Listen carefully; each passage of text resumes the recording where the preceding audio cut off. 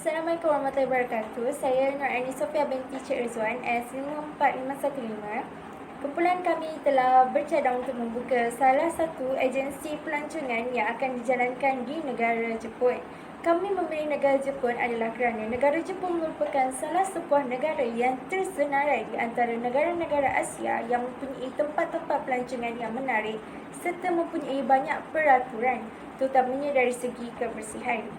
Jepun telah dikenali sebagai negara matahari terbit. Hal ini disebabkan negara ini mempunyai teknologi yang canggih dan maju ke depan serta budaya yang diamalkan oleh masyarakat mereka dapat dicontohi oleh negara-negara lain. Selain itu, taraf kebersihan yang tinggi telah mendorong kami untuk menjalankan perniagaan pelancongan ini. Sebagai contohnya, masyarakat di Jepun hendaklah mendidik anak mereka dari kecil lagi tentang amalan kebersihan, terutamanya dari segi pembuangan sampah. Di samping itu, kerajaan negara ini juga amat menekankan sektor pelancongan.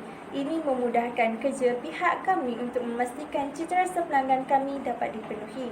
Hal ini kerana tempat-tempat pelancongan yang bersih serta pelanggan dapat menikmatinya bersama udara yang bersih. Justru itu, pemilihan tempat ini dapat menarik para pelanggan untuk melancong ke negara ini. Kesimpulannya, pemilihan negara Jepun sebagai tempat untuk kami melaksanakan perniagaan agensi pelancongan adalah sangat sesuai kerana di samping mempunyai tempat yang strategik, negara ini juga mempunyai teknologi yang maju ke depan dan canggih yang dapat memudahkan kerja kami sebagai agensi pelancongan. Seterusnya, saya akan membincangkan mengenai perniagaan agensi pelancongan yang akan kami laksanakan berdasarkan kerangka kerja Hofstede. Kerangka kerja Hofstede merupakan salah satu kerangka kerja yang digunakan bertujuan untuk memahami perbezaan yang ada di seluruh negara dan untuk mengetahui cara perniagaan itu dilakukan dengan menerapkan pelbagai budaya. Ianya terdiri daripada 5 dimensi, iaitu jarak kuasa, power distance, individualistic and collectivistic, penghindaran ketidakpastian, uncertainty avoidance, pencapaian dan kesungguhan, achievement and nurturing, dan orientasi atau orientation. Dalam menjalankan perniagaan ini, budaya individualistik dan kolektivistik ditekankan dalam diri para pekerja. Hal ini bertujuan untuk menanam sifat kerjasama yang tinggi serta menghormati antara satu sama lain kerana agensi kami ingin melibatkan pekerja-pekerja yang terdiri daripada pelbagai budaya serta pelbagai negara. Ini juga sesuai kerana masyarakat Jepun dianggarkan hanya menerapkan budaya individualistik dalam diri mereka sebanyak 46%. Di samping itu, budaya ini sesuai dengan agensi pelancongan yang kami kerana agensi pelancongan kami bersifat sosiologi.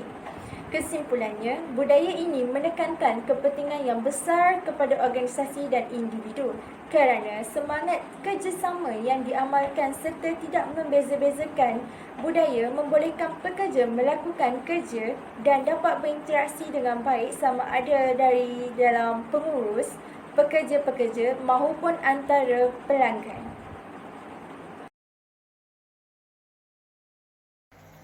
Selamat pagi kepada doktor dan kepada rakan-rakan sekalian. Soalan saya ialah mengenal pasti cabaran atau rintangan yang dihadapi dalam menguruskan isu budaya silang antara negara Jepun dan Malaysia. Apabila kita melancong ke luar negara sama ada untuk urusan perniagaan atau bercuti, kita akan mengalami pelbagai jenis cabaran.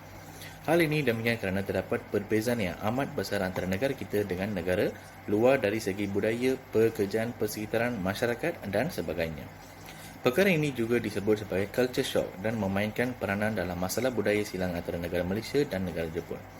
Secara amnya, kita tahu terdapat banyak perbezaan budaya antara masyarakat kita dengan budaya masyarakat di Jepun.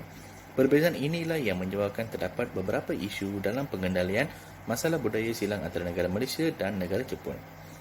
Isu yang utama ialah isu diskriminasi. Diskriminasi wujud di sesebuah organisasi disebabkan oleh kepelbagaian sifat pekerja.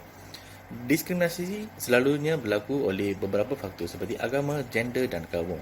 Tambahan pula, seorang pekerja asing akan mempunyai pengalaman yang amat berlainan dan baru apabila bekerja di sebuah persekitaran yang baru. Maka kelemahan pekerja asing ini boleh menyebabkan berlaku diskriminasi terhadapnya.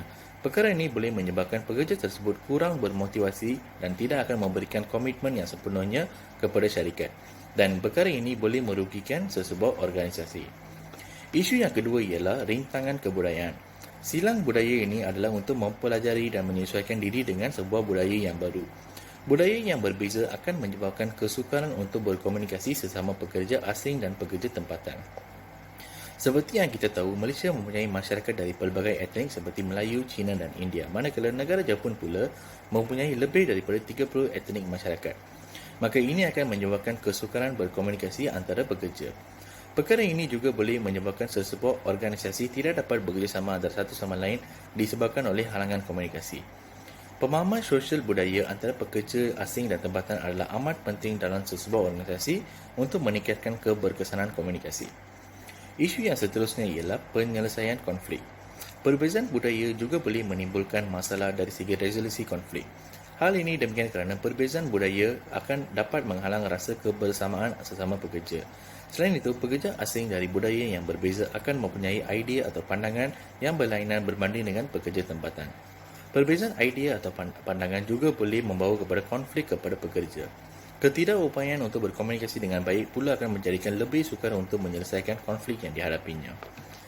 Maka sebagai kesimpulan, isu budaya silang adalah disebabkan oleh masalah seperti diskriminasi, rintangan kebudayaan dan konflik. Maka konsep budaya silang adalah amat bergantung kepada budaya kerja di sesebuah organisasi. Sebagai sebuah negara yang sedang membangun, Malaysia berpegang kepada dasar pandang ke timur untuk mencontohi budaya kerja masyarakat negara timur, terutamanya negara Jepun. Oleh itu, semua pihak haruslah bekerjasama dan berganding bahu dalam membangunkan budaya silang di negara kita supaya dapat mencapai taraf negara maju. Soalan yang kedua ialah kriteria yang diperlukan dalam pemilihan seorang pengurus. Pengurus merupakan elemen yang penting dalam pengoperasian sesebuah syarikat. Oleh itu, terdapat beberapa kriteria penting yang perlu dinilai untuk memilih pengurus yang sesuai untuk bekerja dalam sesebuah syarikat. Kriteria yang pertama ialah menilai pengalaman dalam bidang pengurusan. Hal ini kerana apabila seorang pengurus mempunyai pengalaman yang luas, ia dapat memudahkan mereka untuk menyesuaikan diri dalam persekitaran kerja yang baru. Kriteria yang kedua ialah keterampilan seorang pengurus. Keterampilan dimaksudkan adalah dari segi pakaian dan kekemasan diri. Hal ini kerana keterampilan seorang pengurus dapat memberikan persepsi pertama untuk dipilih untuk bekerja. Selain itu, keterampilan yang baik dan kemas juga dapat memberikan sebuah contoh yang baik kepada pekerja-pekerja lain. Seterusnya ialah personaliti pengurus. Personaliti merangkumi aspek berfikir, mengambil keputusan dan sebagainya. Personaliti yang baik juga merupakan antara kriteria yang penting untuk majikan memilih pengurus. Pengurus yang mudah mesra juga merupakan antara kriteria yang penting untuk seseorang pengurus. Hal ini demikian kerana pengurus yang mudah mesra dapat mewujudkan suasana kerja yang kondusif dan sikap bekerjasama antara satu sama lain sesama pekerja. Di samping itu, pengurus juga perlu ada beberapa tanggungjawab sebagai seorang pengurus di sebuah syarikat. Antaranya ialah menunjukkan sifat komitmen yang tinggi dan menyelesaikan tugas tanpa berdalih. Komitmen pengurus yang tinggi dapat meningkatkan prestasi syarikat dan seturut menambahbaikan pandangan majikan terhadap pengurus. Seterusnya, pengurus juga perlu menjalinkan hubungan yang baik sesama pekerja. Hal ini adalah untuk memastikan semua pekerja dan pengurus dapat bekerjasama antara satu sama lain demi mencapai matlamat syarikat. Maka itulah kriteria yang diperlukan dalam pemilihan seorang pengurus. Sekian, terima kasih. Assalamualaikum warahmatullahi wabarakatuh. Nama saya Aidil bin Ali Masra, nombor metik S54644. Hari ini saya akan membentangkan cara untuk pastikan orang tempatan boleh ikut dan tambah cara kerja kita. Cara untuk pastikan orang tempatan boleh ikut dan tambah cara dalam kerja kita ialah mengubah cara kerja. Di mana lazimnya rutin kerja sebagai kaki tangan awam, seseorang itu akan ke pejabat pada awal pagi. Bekerja pula mengikut pada waktu yang ditetapkan. Dan kebanyakan masih menggunakan kaedah manual dan menguruskan proses kerja seharian. Namun akibat pandemik COVID-19 ini telah banyak mengubah rutin harian kita, termasuklah dalam pekerjaan. Kaki tangan awam adalah yang memberi pengaruh yang besar terhadap orang tempatan. Pekerja juga perlu menunjukkan akhlak yang mulia dan berdisiplin apabila melakukan kerja. Oleh itu, cara yang terbaik adalah menunjukkan kaedah baru dalam melaksanakan kerja. Ia boleh dibuat melalui penerangan melalui kaedah taklimat dan ceramah melalui manual atau secara alamiah di mana semua masyarakat dapat melihat, berfikir dan mendapat ilmu serta faham apa mesej yang ingin disampaikan seperti mematuhi SOP yang telah ditetapkan oleh pihak berkuasa. Melalui kaedah ini, secara tidak langsungnya orang tempatan akan tertarik dengan kaedah ini dan mereka dapat mematuhi peraturan iaitu SOP tidak kira di mana jua mereka berada. Sebagai contoh, pekerja memakai penutup mulut, hand sanitizer, penjarakan sosial dan banyak lagi. Jika kita menunjukkan cara yang betul semasa kita bekerja, orang tempatan akan mudah untuk melakukan kaedah tersebut.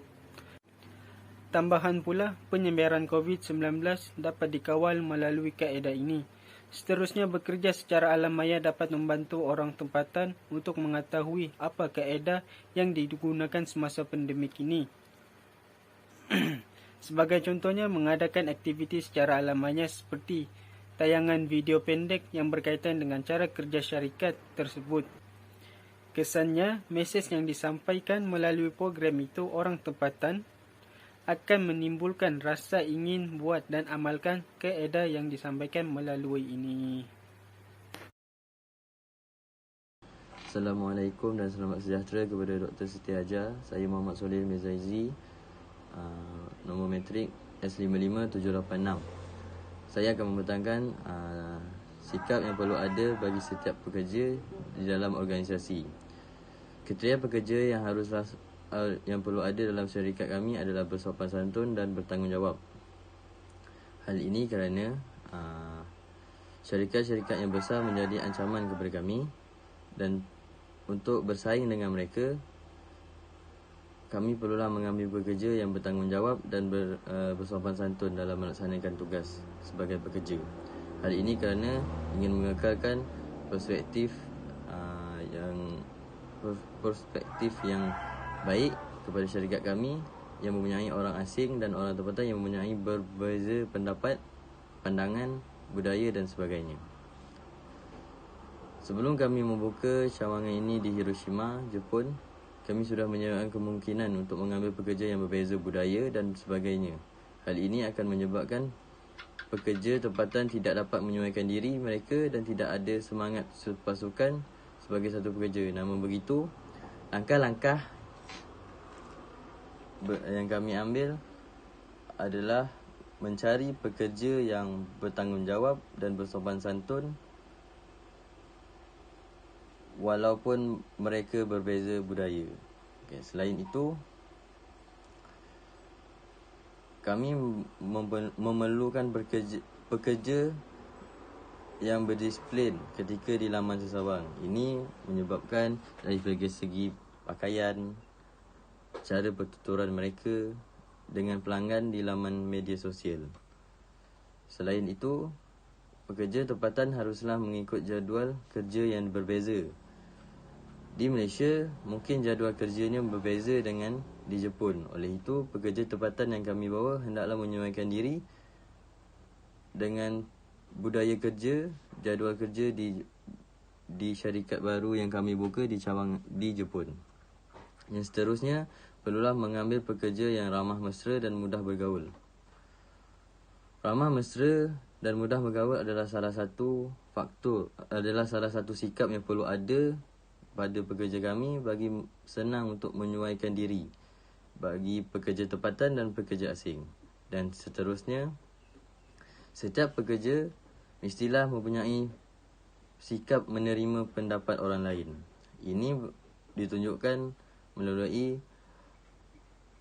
syarikat kami mempunyai orang tempatan dan orang asing yang bekerja di syarikat ini. Orang Malaysia mungkin sukar untuk menerima pendapat orang Jepun, tapi kami telah membuat satu